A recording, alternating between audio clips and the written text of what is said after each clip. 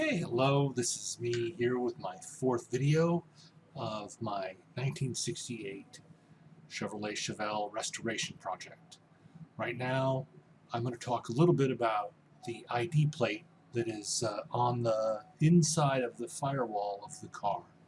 And I went to a great website. I'm going to give them a lot of credit here, chevellestuff.net, and I'll link that, of course, in my description of the video.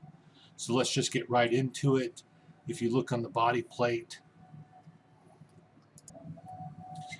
the 06D tells us that this car was made in the fourth week of June of 1968.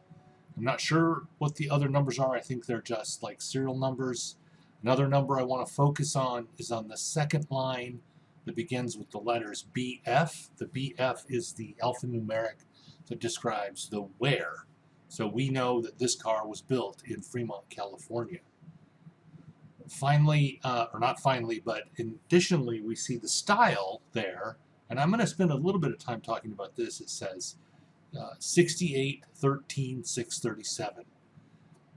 All that I can find that this basically says is that it's not an SS 396. This says that it's a Malibu two-door sports coupe. And if I'm reading right, the Malibu is supposedly the upscale version of the Chevelle. There were Concours and there were 300s and there were all kinds of different model designations. This is a Malibu two-door sports coupe. Finally, we get down to the trim and the paint code are on this little plate here. You see the ST in the 755 and the CC on the tag. The 755 is the trim code. That tells us that this is a medium teal imitation leather. And the CC code underneath the manufacturer location, the CC is ermine white. So this was a white car with blue and teal interior. It will not be returned to being a white car with a teal interior. I've included the actual flyer that you can see online. If you go looking for the 1968 Chevelle dealer flyer, it has the colors in there, so I've included that card. I'd like to go find those colors in a real life car, but because it was so long ago, it's hard to find exactly what those colors look like. Okay, this is the LS engine that, again, came with the car. This engine allegedly came out of a pickup truck and has 114,000 miles on it. I'm going to do a lot of work and a lot of looking before we decide what to do with this motor. But I had to spend some time figuring out exactly what motor it is, and I had to spend some time getting a new engine hoist so that I could kind of get it up off the ground and get it so that I could work on it in general and just store it until it's time to go in the car. I want to point out that whoever took this car out, this engine out of the truck or wherever it was, didn't do a very good job of taking it out, as they just cut wires where it suited them and left me to figure out how to get those wires back together at a later date.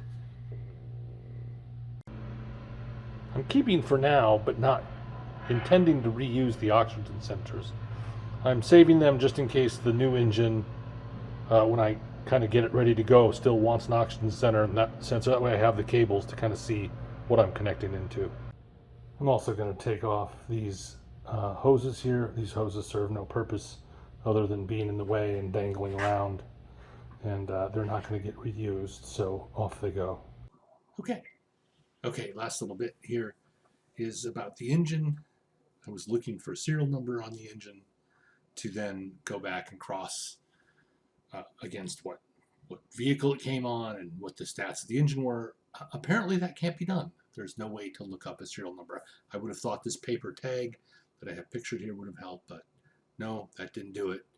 There is a stamp on the block, and there's an engine ID tool at Summit Racing, and I've included both of those things here. It turns out I still have to pull the injector and measure the length of the injector to know whether it's a LM7 or an L59. So I haven't done that yet, but it's not really super important, and I've had to take quite a bit of the head off I've had to take the injector rail out, and I don't really want to do that right now. So Anyway, as always, thank you if you're watching. Thank you. And that concludes my, hopefully this is my last talking video. No more talking, mostly working from now on.